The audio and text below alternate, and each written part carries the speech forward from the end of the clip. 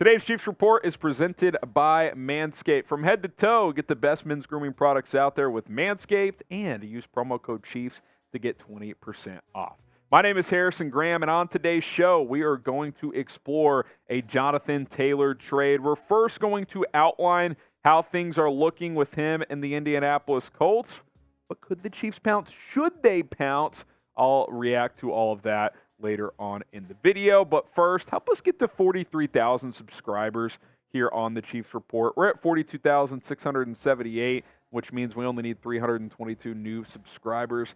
Training camp's here, preseason's around the corner, regular season will be here before we know it. If you want more Chiefs coverage, hit that subscribe button today.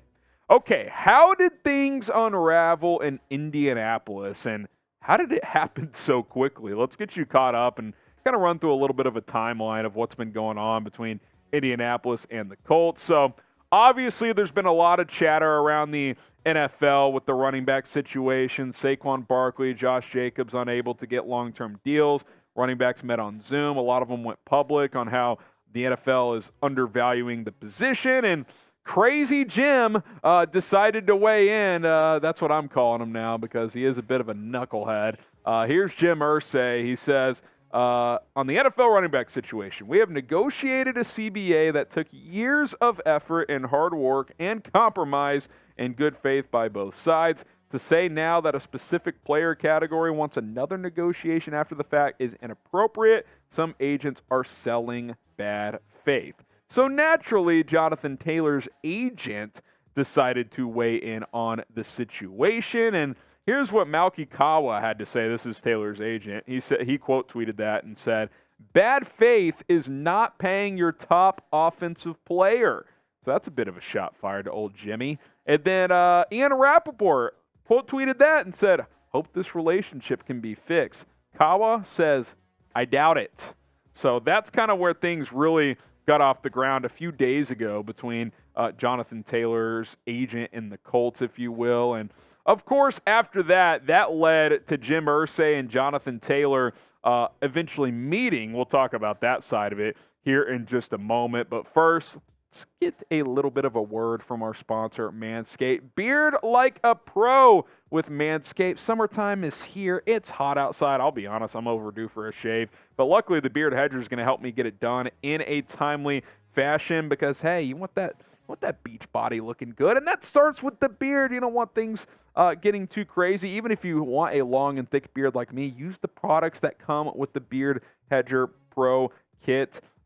It's got the balm, you've got the shampoo, the conditioner, the brush, the scissors. It all comes in there. Of course, the Beard Hedger itself to trim the beard to whatever length you like, because guess what? It's got 20 hair cutting links all on a rotary wheel. No more attachments. You're going to be not taking up that much space in your drawer at home, wherever you like to store your stuff, because you see this photo right here. That was always the worst on the top left of your screen, where you have to fill up an entire drawer with attachments. Goodbye to that. It's all in one rotary device. The Beard Hedger. Keep things nice and groomed with Manscaped. And if you like other or need other men's grooming products downstairs, you know what I'm saying? No one's going to have you covered better than Manscaped. Get going while summer is still here. Promo code Chiefs at manscaped.com. That gets you 20% off plus free shipping. Link and promo code in the description and comments of this video.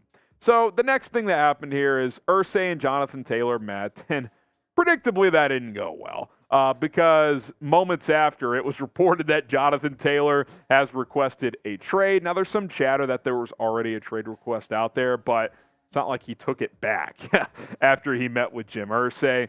And then the Colts, maybe threat's a strong word, but they leaked to ESPN, who had a story that they might put Jonathan Taylor on the NFI list. And now let's explain what that means. Stephen Holder of ESPN, who covers the Colts and the NFL, says that Jonathan Taylor reported to training camp complaining of back pain that was deemed to be from a pre-existing issue. The team is now considering placing him on the non-football injury list, which could result in him not being paid for the regular season. And if he were out the whole year, his contract would carry over to next year. So next year would be his fourth year instead. Holder also reported that the team is still working through things, but his decision in terms of the NFI list could come within a week.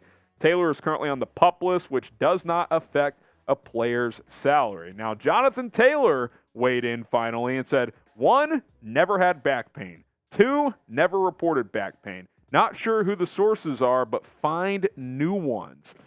This thing is ugly, man. Like, Jonathan Taylor wants to get paid what he feels like he deserves. He's in a contract year. He sees what's happening in the league where running backs aren't getting paid. Jim Irsay is saying the CBA is set. Shut up and play, basically. And now the Colts are, going public. Yeah, he's got this back issue that did not happen at practice. So we're just going to put him on NFI. That way his contract carries over to next year. So this thing is ugly. I quite frankly would not be surprised at all if Jonathan Taylor gave Irsay the bird and said, I'm not playing for this team anymore. I mean, he's already requested a trade, but even if the Colts decline it, Taylor may just not show up. So it's getting spicy, and that's where we tie it back to the Chiefs. I know we've kind of just run through the timeline of everything, but should the Chiefs make a trade for Jonathan Taylor? Are you guys interested? Type Y for yes.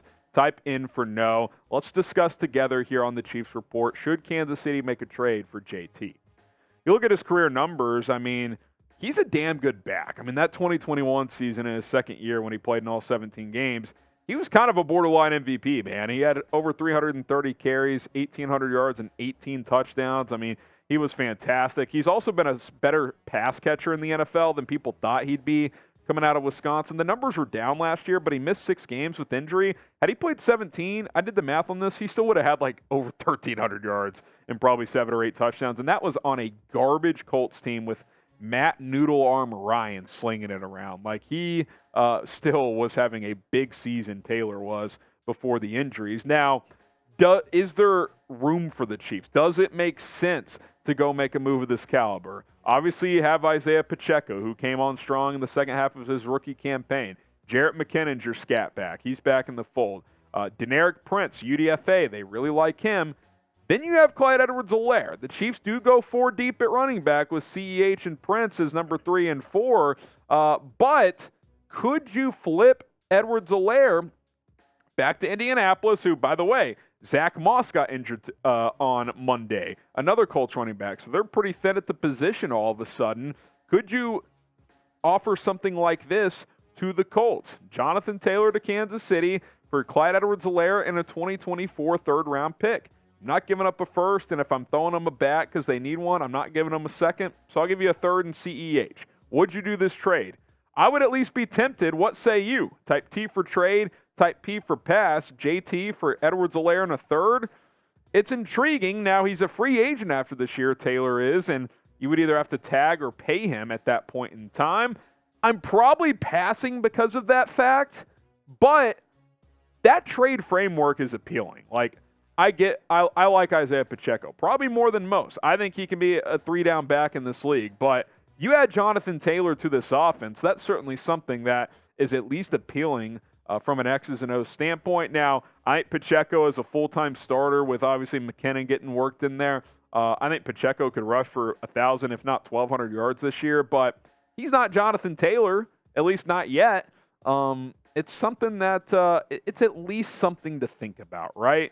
I do want to see what Pacheco can do as the full-time starter. I'm not trying to stunt this kid's growth.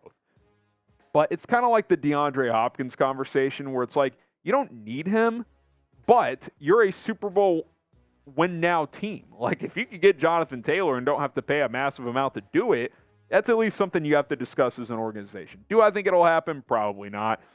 Do I even want it to? Only if the price is right. Am I at least thinking about it and talking it over with other execs in my front office if I'm Brett Veach? Absolutely, because you're not doing your job if you're not. So we'll see what happens there. And I'll add another reason. I think a lot of AFC teams that the Chiefs could be competing with, Bills, Jets, Chargers potentially, pretty much the whole AFC East, I think they're all going to be interested. So if nothing else, prying him away from those guys is at least something to think about. It's not a reason enough to trade for him, but it would be an added benefit. All right, we'll see what happens with Jonathan Taylor. We'll be back with more coverage here on the Chiefs Report throughout the week. So subscribe, turn on those notifications. We'll see you guys soon.